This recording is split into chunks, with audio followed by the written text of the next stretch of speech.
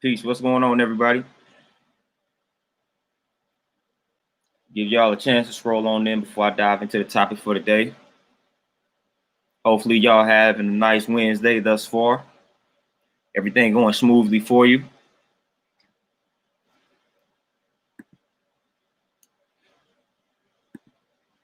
Got a quick build for y'all today.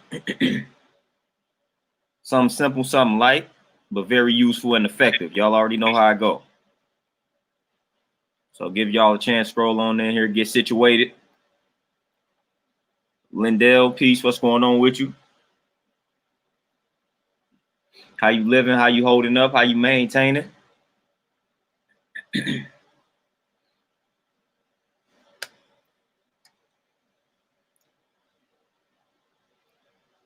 Amber, peace. What's going on with you? How you living? DT, what's going on with you? How you holding up? How this Wednesday treating y'all thus far?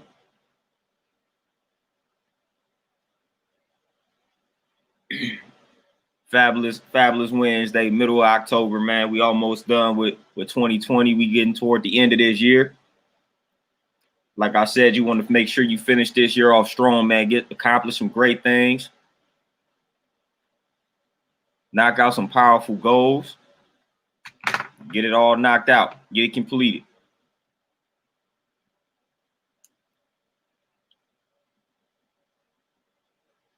Tamel, peace. What's going on with you?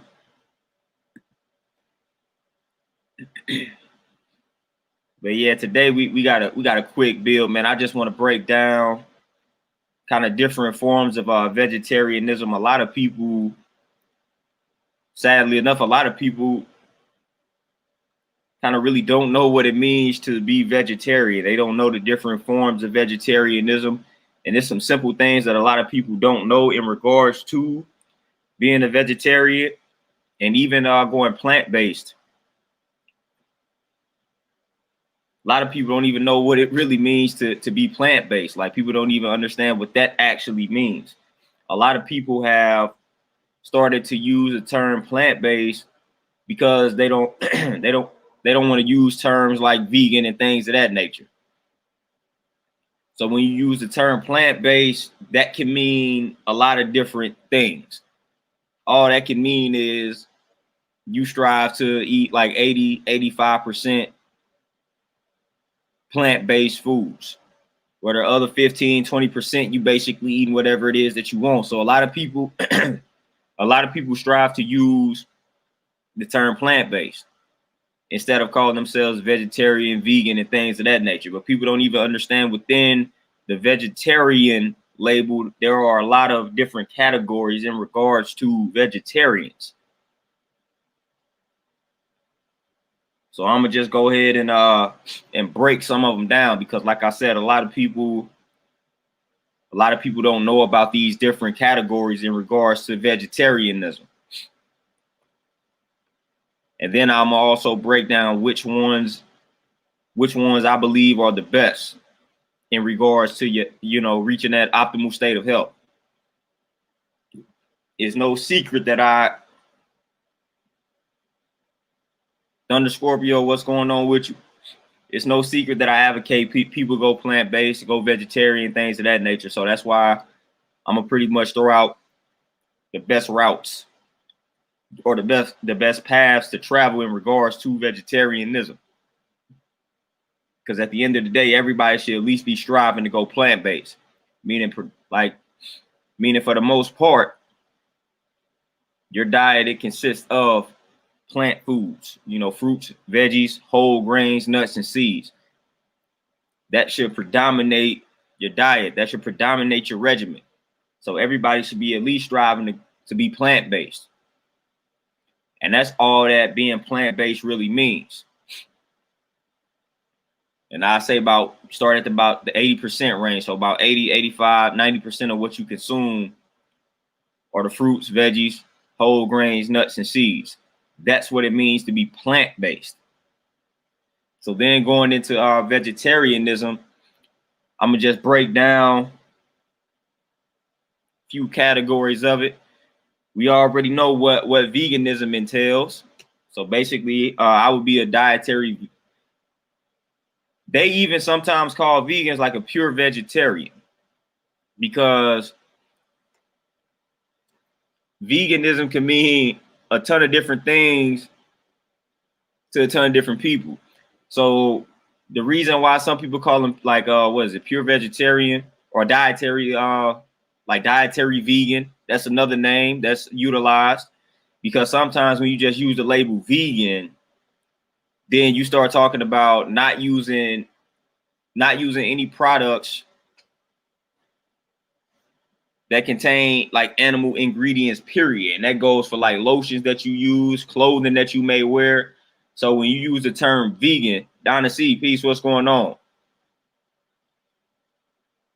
You can just label yourself as like a dietary vegan.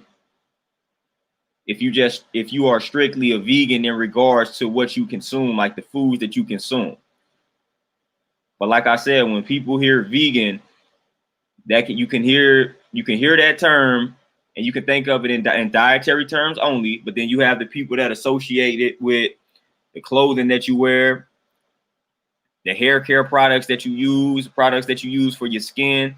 So again, so a dietary vegan, I'm just focusing on the dietary aspect of vegetarianism. So from a dietary aspect, a vegan is one who consumes no animal products, no dairy, no meat, no eggs.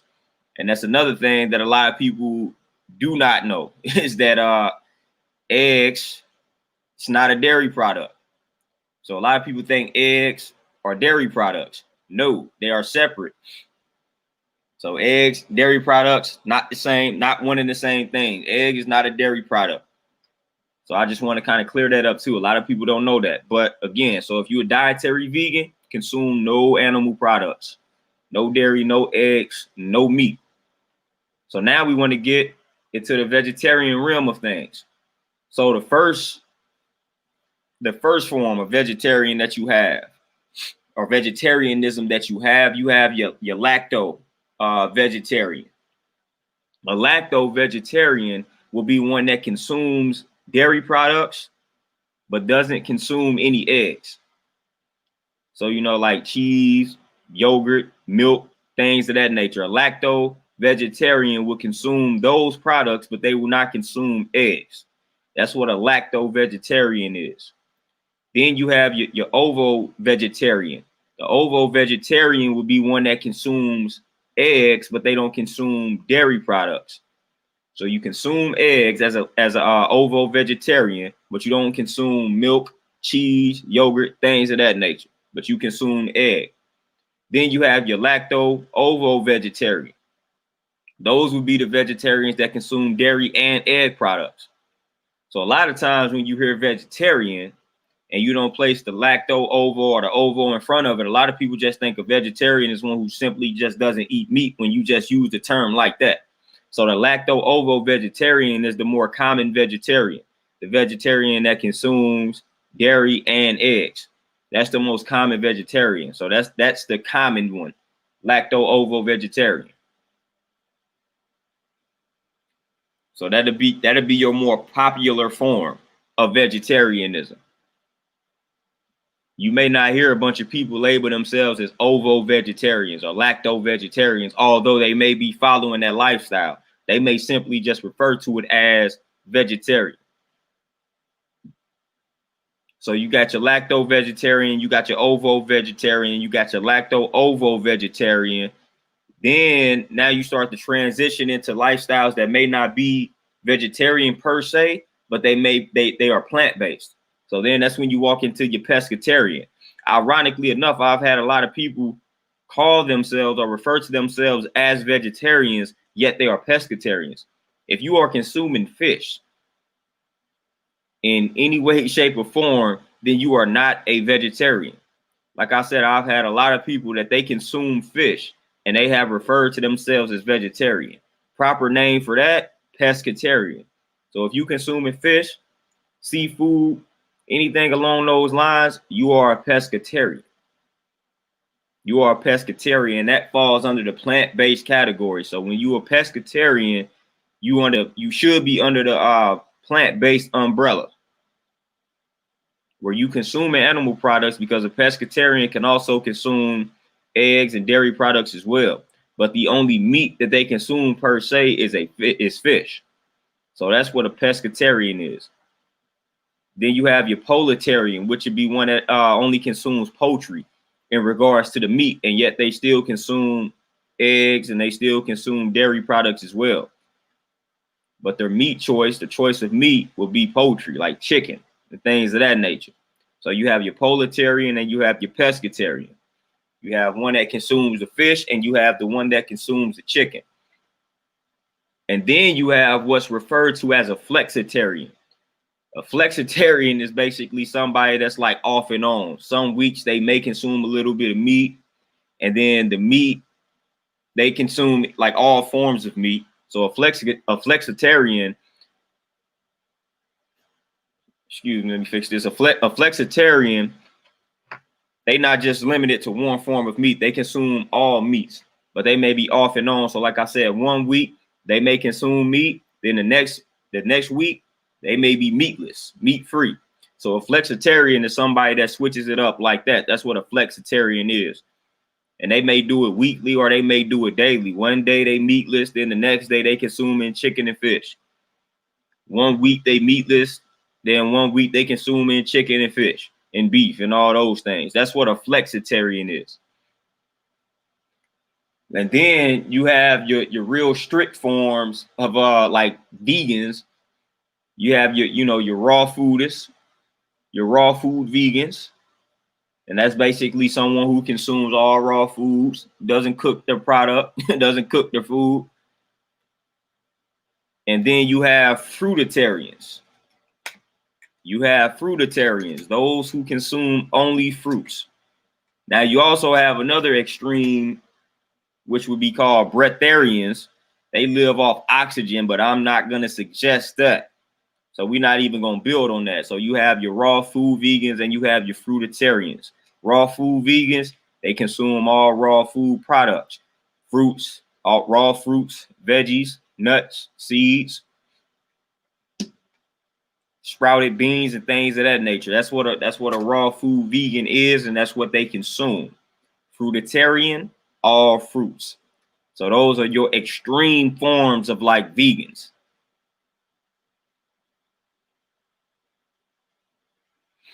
Lindell, when it comes to vegetarianism, now there aren't any certain teas that I associate with vegetarianism. I'm just talking simply the foods. I'm talking simply foods. Now, if the tea has an ingredient that's like an animal product, then that would be classified as one of the forms of vegetarianism that I have mentioned. So the tea would have to have an animal-like ingredient or animal ingredient within the tea for it to fall under one of the classifications. But other than that, I'm solely talking about the foods that you consume. So with all those forms of vegetarianism being broken down, just based off of my studies, the ones that I think that are the healthiest, just based off of my studies, the first one is a raw food vegan. Now, I'm not a raw food vegan, but just based off of my studies, a raw food vegan, if you can adapt and adopt that lifestyle, that is one of the best ways to go. Like, I feel like eventually that's what I'm gonna work my way towards, but that is one of the best paths that you can take in regards to the foods that you consume or your lifestyle. A raw food vegan. Sweet Tea, what's going on? Like, to me, that's the healthiest path. Like, fruitarian, I wouldn't recommend that. Breatharian, I wouldn't recommend that. But a raw food vegan, if you do it correctly, like that's the best path. That's the best path to travel. The second best path to travel, again, according to my studies, just in regards to the health that it promotes, the diseases that it prevents, and things of that nature. The second best would be, of course, veganism. Just based off of my studies, those who do the raw food vegan lifestyle and those who do the vegan lifestyle tend to fare the best. Those are the top two. So if you can't go raw food vegan, then you eventually want to work your way up to just being a dietary vegan. No animal products whatsoever. The third one that I would recommend, the third one that I can recommend just kind of based off of my studies would actually be a pescatarian. So if you had to consume any form of meat, I would recommend going the pescatarian route. Just based off of my study of pescatarian, the pescatarians tend to fare better than the other vegetarians that I mentioned, because the thing about the lacto-ovo vegetarians, the ones that consume dairy products and eggs, we tend to overdo the dairy products like the cheese, and cheese can be worse for you than the meat. So the thing about, like I said, the thing about the lacto-ovo vegetarian, man, when you consuming those dairy products, that can be very dangerous. Now, like I said, a pescatarian, you can also consume the dairy products and eggs, but based off of my studies, those who go pescatarian, they tend to balance out their foods a lot better than most. So their numbers in regards to the risk for like disease are a lot better than like the lacto-ovo vegetarian, maybe the lacto vegetarian. And I would say coming in at fourth, the ovo vegetarian will be another route that's pretty decent to travel down. And that's just one who consumes eggs, but no dairy products. So I would say the top four would be the raw food vegan. Dizzy damn piece, what's going on? It'll be the raw food vegan, the dietary vegan, pescatarian, and then the ovo vegetarian. Those would be the top four. You don't have to do anything extreme like go fruitarian, go breatharian. That's unnecessary, but you can get a lot of results by going the raw food vegan route. And that's something that I want to eventually work my way towards, man, just being able to go raw food vegan. If anything, man, at least 85, 90% raw. But the more raw foods you eat, the better. And that's just based off of my studies at the moment. That's subject to change because I'm always doing research, but just based off of the amount of research that I've done, the more raw foods you consume, the better. The better. The more we cook the foods, the more we kill it. Again, the more we cook the food, the more we tend to kill it. So a lot of times we not eating life. We're not consuming life.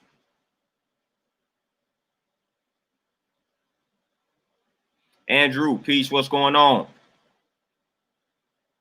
Beautiful Goddess Keys, what's going on?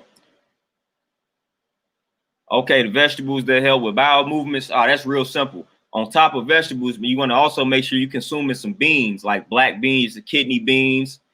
You got black beans, kidney beans, chickpeas.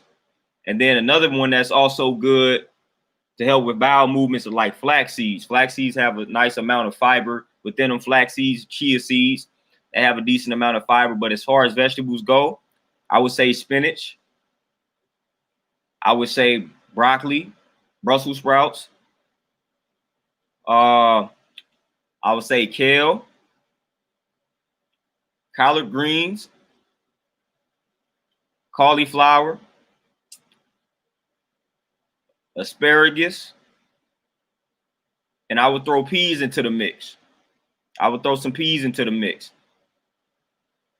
But the more greens that you consume, because that'd be more fiber. You'll be consuming a lot of fiber. So the more greens you consume, the better. They recommend, one recommendation that I have for you all that you can follow: 6 servings of vegetables, which is about a half a cup.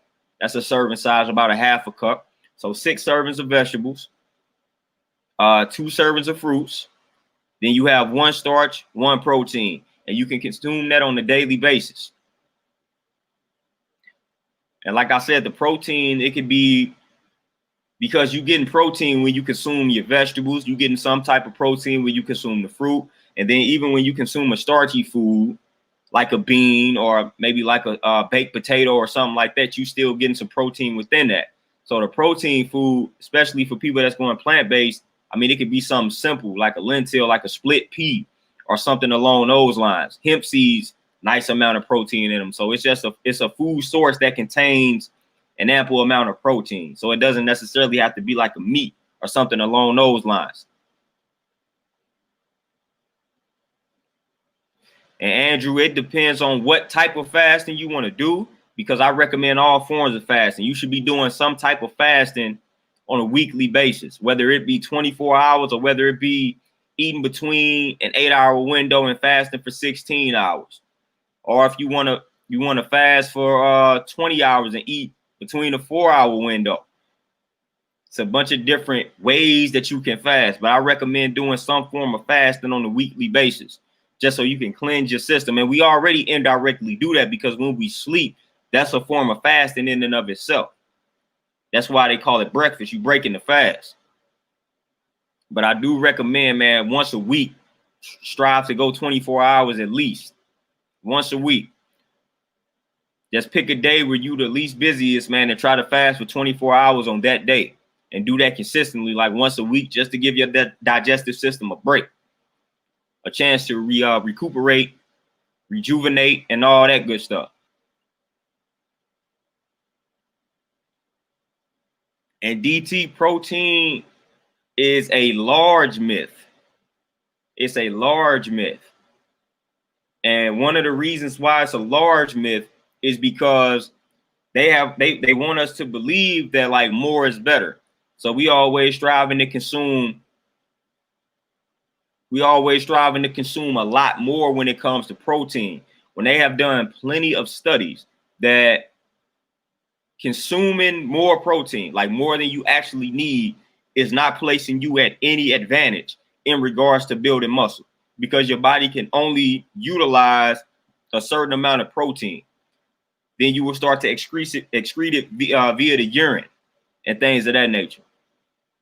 So once your body gets to a certain level in regards to protein, it's going to start eliminating the excess protein. So it's like more is not necessarily better. It's actually pointless. It's actually pointless. If anything, your body just needs carbs, man, for real, because that's the fuel.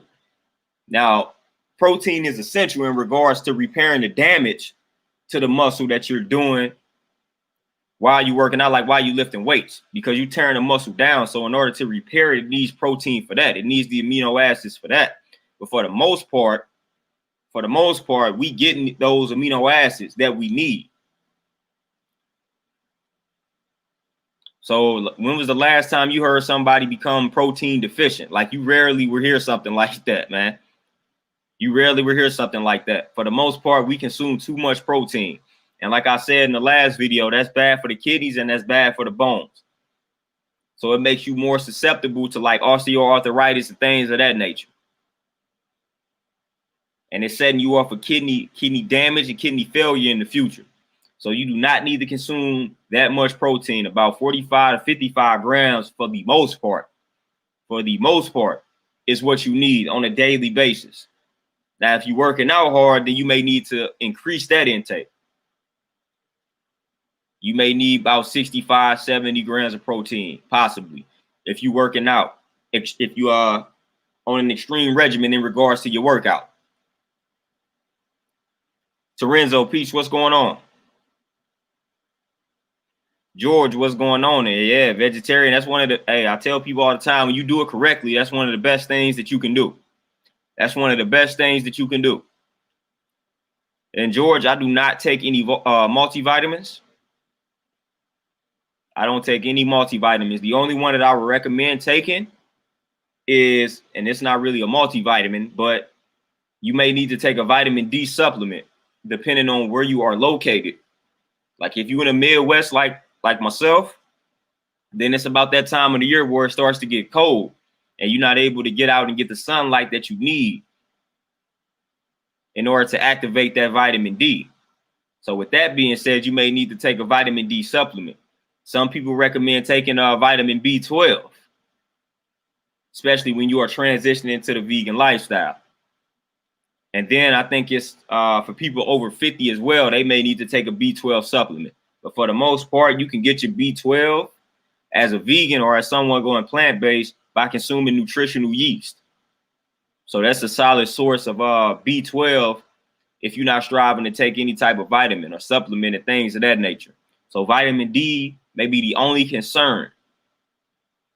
Vitamin D may be the only concern in regards to having to take a supplement or a vitamin.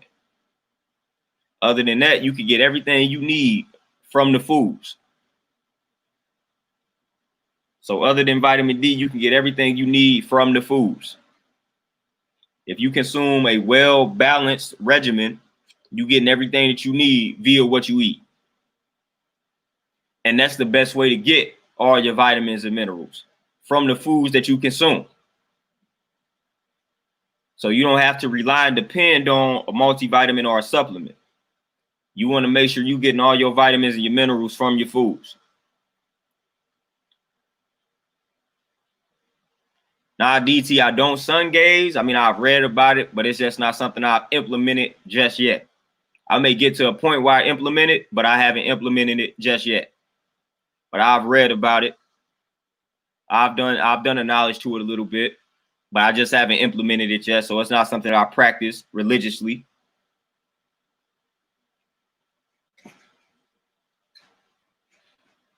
Oh yeah, George. Man, when it comes to like losing weight, especially like the diet or what you consume is the biggest part of the battle. Biggest part of the battle. What you need to work out for is just to tone it. Like that's where the toning comes into play. But you can lose all that weight by changing up the way that you eat. But if you want to sculpt the body for it to look a certain type of way, then that's when working out becomes required. But yeah, man, that like what you consume plays a big portion in you dropping that weight. Big portion. It's maybe like 80% of the battle right there. 80% of the battle is what you consume, and it may be 90%. Jay Willis, peace. What's going on with you, my brother?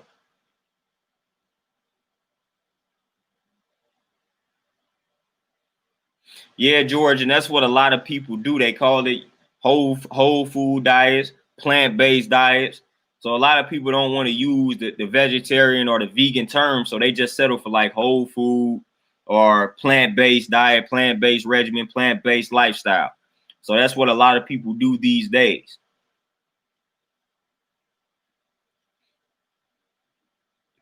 So like I said, you can even be consuming meat and still actually be plant-based. Because like I said, plant-based just means most of what you are consuming, fruits, veggies, nuts, seeds, and whole grains. Omnipotent Goldie, peace, what's going on? Wise Thinker, peace, what's going on with you? And yeah, George, a lot of people fear the labels. A lot of people fear the labels. That's definitely an actual fact. But the thing about labels that help me out, it helps me out with like discipline. Once I take on that label, man, it lets me know what I'm not going to eat. And that helps me with discipline. So once I say I'm going to be a dietary vegan, then I know for a fact that I'm not consuming any animal products. So that helps me out with discipline. Once I place that label on what I'm kind of doing, then that helps me out. Opposed to just saying I'm whole foods, then I probably slip up. So it helps me out by utilizing the label because it helps me with kind of like with discipline. Like once I say, all right, I'm gonna be a vegan, then that means no animal product. So when I come across an animal product, I'm like, nah, I don't consume that. I don't consume that. So it helps me out with discipline in regards to using the label to kind of define the way that I'm living in regards to what I consume, my dietary habits and things of that nature. But the wording can can frighten some people, especially when you hear vegan or if you hear raw food vegan and things of that nature. Like that can be frightening, can be overwhelming for some. Which is why I don't even, like most of the clients that I deal with, I don't even strive to convert them to this type of lifestyle like veganism or vegetarianism. I just basically try to ease them into a more plant-based type of lifestyle, which people already kind of indirectly or subconsciously know that they should be living anyway.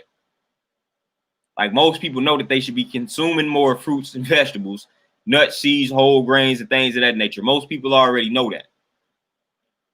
Whether it be subconsciously or whether it be consciously, most people already know that the plant-based lifestyle is something that they should be adhering to in the first place. So most of the time, man, I don't even have to like inform people of this because they already know that they need to be consuming more of those foods in the first place. Wise thinker, man. Hey, it's peace. Appreciate having you in, man. Appreciate you tapping in and tuning in. It's a lot to learn on this channel, man. And sometimes it can be overwhelming with some of the information that I may throw at you. But hey, you stick around, you're going to learn exactly what it is that you need to do in order to reach that optimal state of health. And that's mentally and physically. Oh, yeah, Lindell, eggplants are solid. Now, I don't consume eggplants consistently like I should, but eggplants are solid. Very nutritious. Brandy Peace, what's going on, man? I don't retwist my own lock, so I don't even have an answer for you. I don't have an answer for you on that one. I've always had someone retwist my locks for me. All I do is just make sure I'm eating clean in order to keep the hair healthy. But yeah, Lindell, eggplants are definitely underrated in the vegetable kingdom. Yeah, eggplants are definitely underrated. I will definitely give you that. They are most definitely underrated. It's a lot of vegetables that's underrated, man. A lot of people who don't consume the proper amount of vegetables that they need. And another thing, I had mentioned this on Facebook, but a lot of people, when they think of vitamin C, the first thing that you may think of when I mention vitamin C is an orange. But people don't even know that a cup of like strawberries, broccoli, peas, and I think papaya, they contain more vitamin C than an orange, than a cup of oranges. So a cup of strawberries, cup of broccoli, cup of peas, papaya, all contain more vitamin C per serving than an orange. And there are a ton of other foods too that contains more vitamin C than an orange. But a lot of people, when they hear vitamin C, they equate that to an orange. They think the best source of vitamin C is an orange, and it is nowhere near the best source of vitamin C. So if you strive to improve your recovery time from a cold or from this virus or anything of that nature, then you can consume you some strawberries, broccoli, peas, papayas, and you good to roll. Even kiwis. Like a kiwi has more vitamin C per serving than an orange.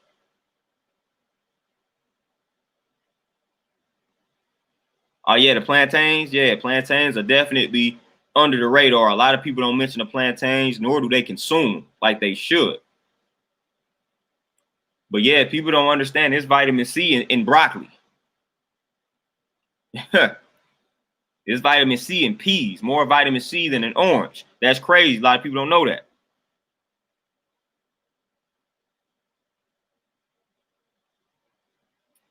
David, peace, what's going on?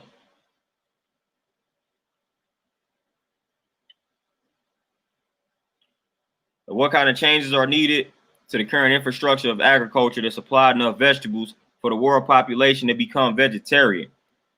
Honestly, David, with that, for me to answer that question, I honestly don't think much needs to be done in regards to the infrastructure.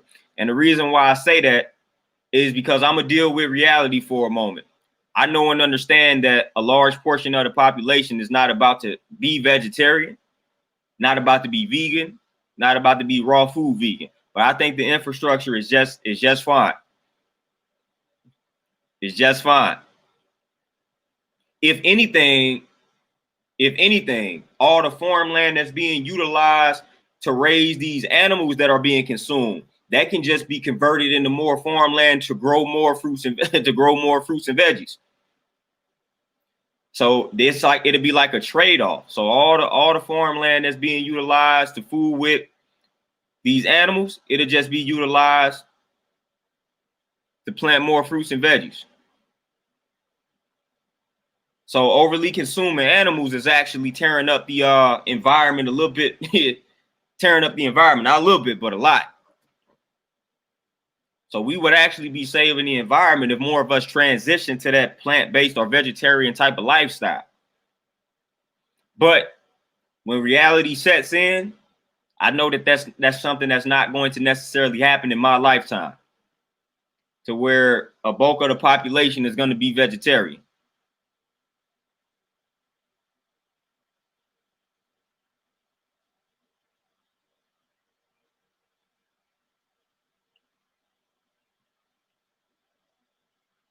Yeah, David, like I said, I feel like it'd be more so of a trade-off, man. So everything that's being utilized in regards to raising these animals and things of that nature that we consume it, we will have more land in order to do our thing, to grow a different variety or more variety in regards to the vegetables. So I feel like we would be just fine.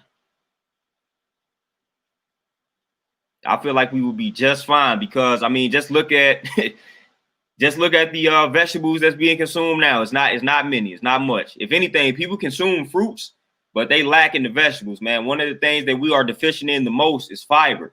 So we don't consume enough vegetables in the first place. That's probably the weakest food group. That's probably our weakest food group in regards to consumption, which is why we tend to be deficient in fiber. We just don't consume enough vegetables. We don't consume enough vegetables, and that's part of the problem. Like, people can eat fruits all day, but it's when you start to tell people they need to consume their vegetables and then they need to consume them raw, you run into problems. You run into a lot of problems. But I think the environment would do just fine. The infrastructure and all of that would be just fine.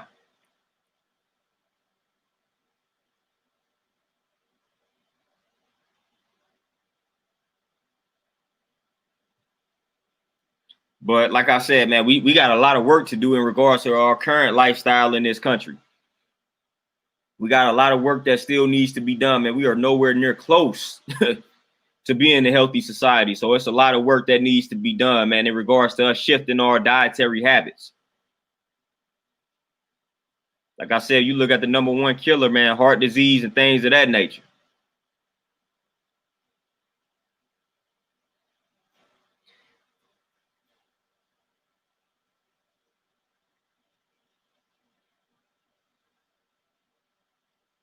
James, one of the main things that you actually maybe get more fat from the animal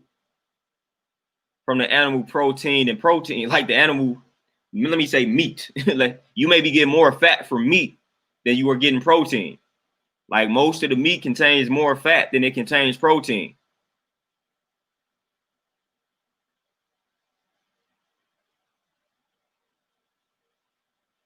And David Leach, the amino acid would be considered the protein. So when he asks just protein, that's basically the amino acids. The amino acids come together to form the protein.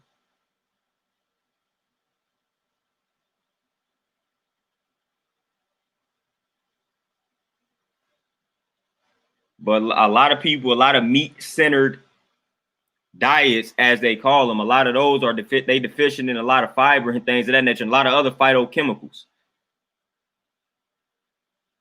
and a lot of antioxidants and things of that nature. So a lot of times when you go on plant-based, when you go on vegan and anything along those lines, man, a lot of people worried about, only thing they really worried about is like protein. But when you tend to go vegan, vegetarian, in regards to the vitamins and minerals, we tend to fare better in regards to, it's a lot of different vitamins and minerals where we got the advantage. So I may miss a few, man, but you got folate, you got magnesium, you got fiber, you got beta carotene, you got vitamin C, most of your vitamin B6. We tend to get more phosphorus. We tend to get more iron. A lot of people don't know and understand that, because even, and then along with the meat, that's another thing that you get from the meat. You got non-heme iron and you have heme iron. Heme iron is the iron that you get from animal protein. Non-heme iron is the iron that you get from plant-based protein. So when you consume meat, you get the heme iron. And when you consume in plant-based protein, you get the non-heme iron. So that's another thing that you may be consuming or getting or extracting from the meat. But yeah, we tend to get more magnesium, folate, vitamin B6, vitamin C, phosphorus, beta carotene. I mean, it's a lot of other vitamins and minerals that I'm probably missing. But we tend to be like, when you go vegan, you tend to lack, like, I think it's calcium. Yeah, calcium levels tend to be lower than that of like a meat eater or like a regular vegetarian. Protein tends to be a little bit lower.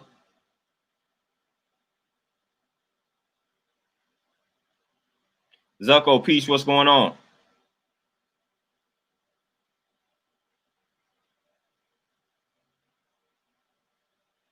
Oh yeah, Terenzo, most definitely. Most definitely, but it's also acidic for that blood too.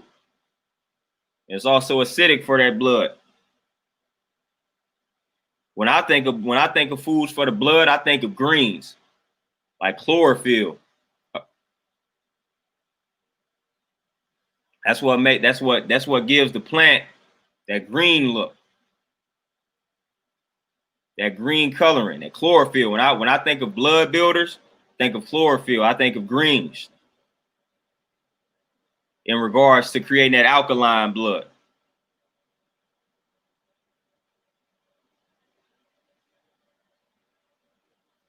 Lindell, not to my knowledge.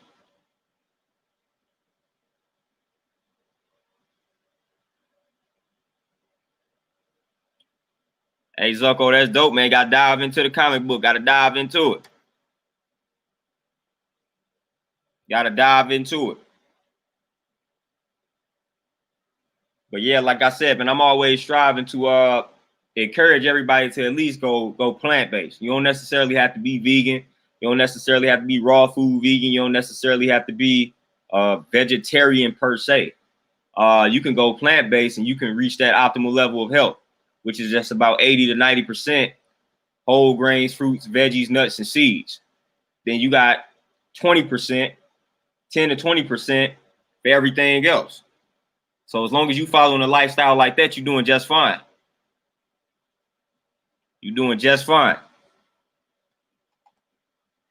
So I say, as long as you focusing on just plant-based food like whole foods, then you are fine. If that predominates your diet or your regimen, you're doing just fine. If you're somebody such as myself that just kind of need that label for discipline, then that's when I recommend like the raw food vegan or the vegan or the ovo vegan or vegetarian.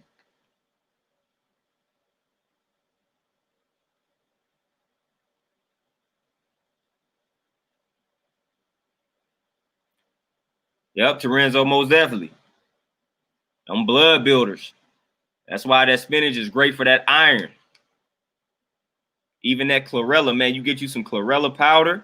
See how green it is, man. That's just fabulous for the blood. Zucco, I haven't heard that. I'm gonna have to check. I'm gonna have to check that one out. I'm gonna have to check that one out.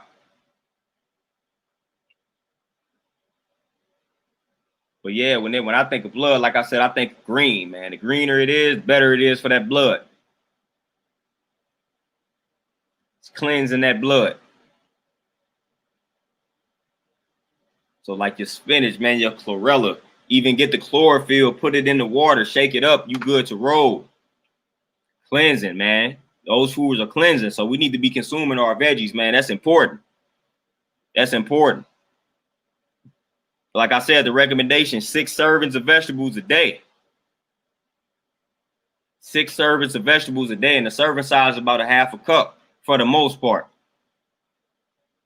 So if you can get you 6 servings of vegetables a day, man, you doing fantastic.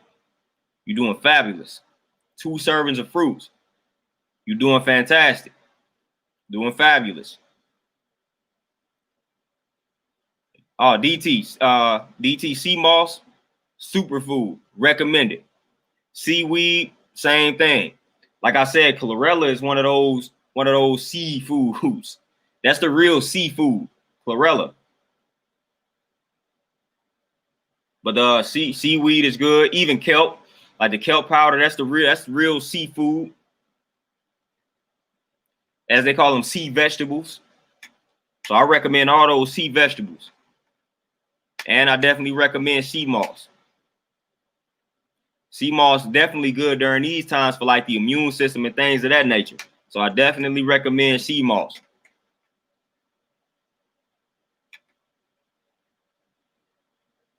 Zucker, I'm on it, man. As soon as I log off out of here, I'm gonna definitely do some knowledge to that one.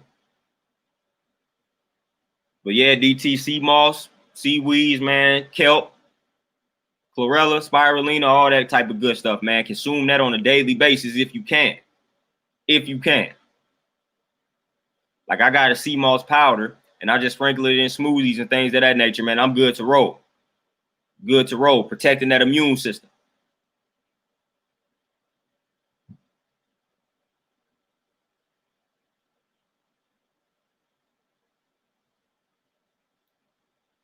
So with that being stated, y'all already know what time it is, man. This was a quick little build. I got started a little bit later than usual. Yeah, I got some people to train, man. So I'm gonna go ahead and do my call to action because I normally don't do it. But y'all know how I go, man. Y'all can, hit that like button, share this video, all that good stuff, man. Whenever y'all feel the need to strive to donate, you got the super chat, all that good stuff, man. I just want to throw that out there because a lot of people say I don't announce those things. So I'm announcing those things. But y'all know what time it is for you, man. I got people I gotta train. Gotta run them through the ground. My routine, something serious. So people got that love-hate relationship with my routines, things of that nature. So I got to go run these people through the ground, make them hate me. So y'all have a peaceful Wednesday evening. Y'all take it easy out there, man. Eat y'all some healthy foods, man. Get y'all some meditation in. Get y'all some reading in, man. Do some knowledge, do some research. Focus on your elevation. Focus on your mental health. So I'm out, y'all, man. Y'all enjoy this Wednesday evening. I'll probably see y'all again tomorrow around the same time, man. I'm out, y'all. Peace.